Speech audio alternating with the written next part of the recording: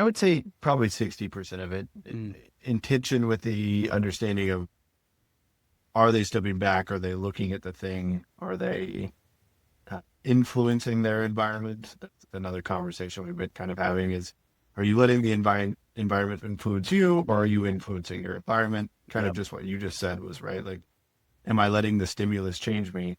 Um, I think it was Nietzsche that said, a person who has turned out well is not one who reacts to their stimulus, but notices the stimulus and then chooses to react with the wisdom, a strong life, I believe. Mm. Mm-hmm. And I think that's what I've been asking my teams is right is along the lines of intention is, what are you doing to influence your environment? Don't just tell me that you have a problem and there's all these things going on. It's okay, well, how can you stand up for yourself? How can you create a business case for change? How can you interject yourself into the process or the project or whatever else? Um, and that's kind of the approach I take myself too is, Mm. if I feel uncomfortable about something in a work environment, right, that input is making me uncomfortable, I will often look at it and say, what can I do about this, right? And there are cases, right, Mm-hmm. that 40% of non-intentional is like, there's cases that I can't influence it. It is so far out of my purview that maybe even influencing it would take me too far off the path. Um, but in reality, I think we have control of 99% of the things, whether within our own businesses or within a corporate environment or even our own families, right? It's like the whole leadership principle of start with yourself and Yep. hold up that mirror. And I always say that my best friends, and my wife's a great example of this too, is they're the people that actually hold up a mirror to you and say, hey, did you notice this thing about yourself? Mm-hmm. I don't know if you notice it, but I don't think it's a great thing. That's to me, a true expression of love is, hey, I only want the best for you. And you're not going that direction. But kind of a roundabout answer to say, yeah, a lot of it's not. I would say it's not them being intentional, but it's not them being aware of their ability to influence their environment and not being encouraged to maybe go do it as well.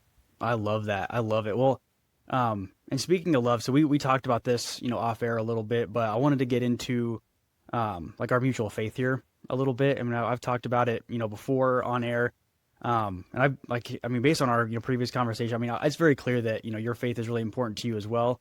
So, I mean, can you just express a little bit like how has faith shown up to you like in your work, or how has it influenced how you lead? Yeah, I think along those same lines, St. Augustine says, Mm. love is to will the good of another. Mm-hmm. I think will is an action or a sacrifice. And so I often find ways to sacrifice either my comfort or my time to make sure that I'm serving and leading those around me.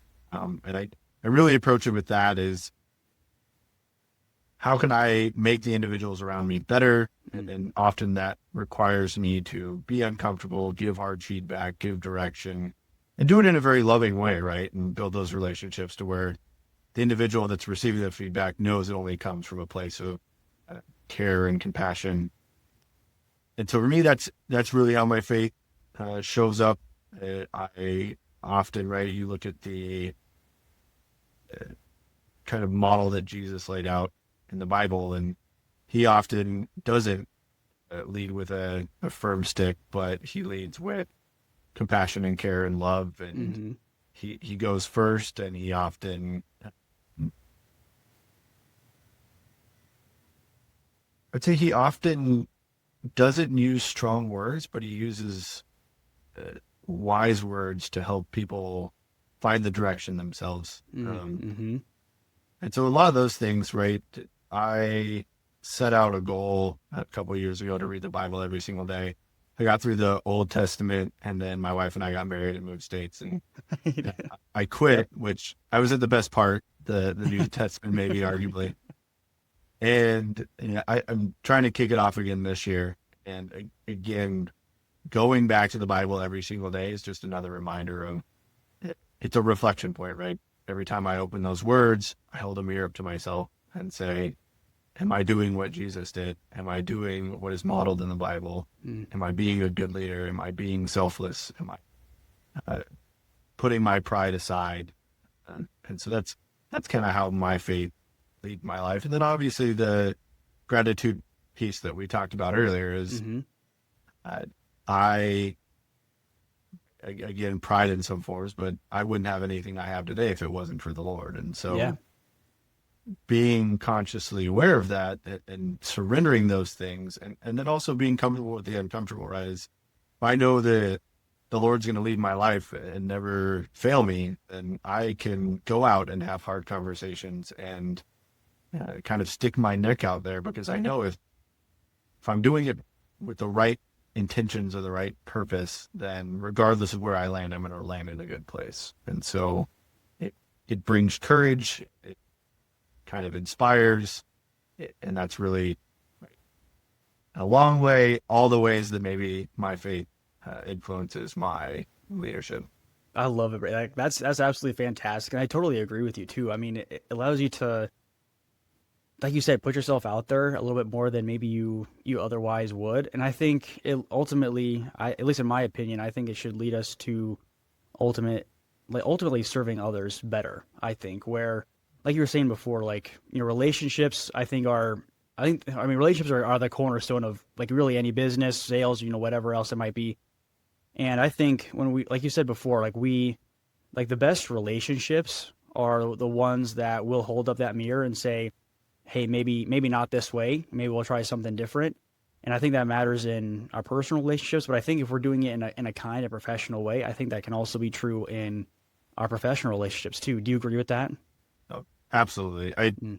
I think, right, when you talk about sacrifice and leadership and everything else, I find the times that I turn from that mantra are the times that I'm the most uncomfortable and the most, right, if I start self-serving and say, okay, I want a promotion, or I'm going to go seek this thing for myself, are often the times that I get off the path, right? And I stop looking at ways to serve others and compel them and bring them up and have those hard conversations and give the feedback. And so, yeah, I think we have to find ways to reorient ourselves. And right, reading the Bible is one of those ways. Is you come back to the book and it directs you every single day. And there's lots of other ways. I often find it or I call it the scurvy clock. I don't know if you're I'm not. No. aware of scurvy. This is kind of a thing that a friend of mine and I just through conversations developed, but this scurvy clock. So sailors, when they're out on a boat for a really long time, Yeah. they would have to eat an orange every once in a while Yeah, to they get a avoid disease, getting right? scurvy. Yeah. To get vitamin C. And so they had this clock that would remind them it's time to eat your vitamin C. And I think the world works that way too, right? Is if you don't have any sort of a reminder of why you exist, or faith, the Lord, all these other things, and you don't have some sort of a reminder to go back, you will end up getting sick.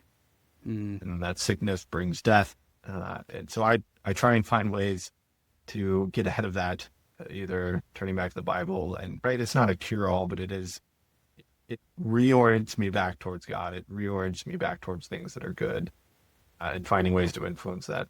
Another way that I always tell my wife is either you choose your suffering or your suffering will choose you. Ooh, all right. I'm gonna steal And that. That's mine.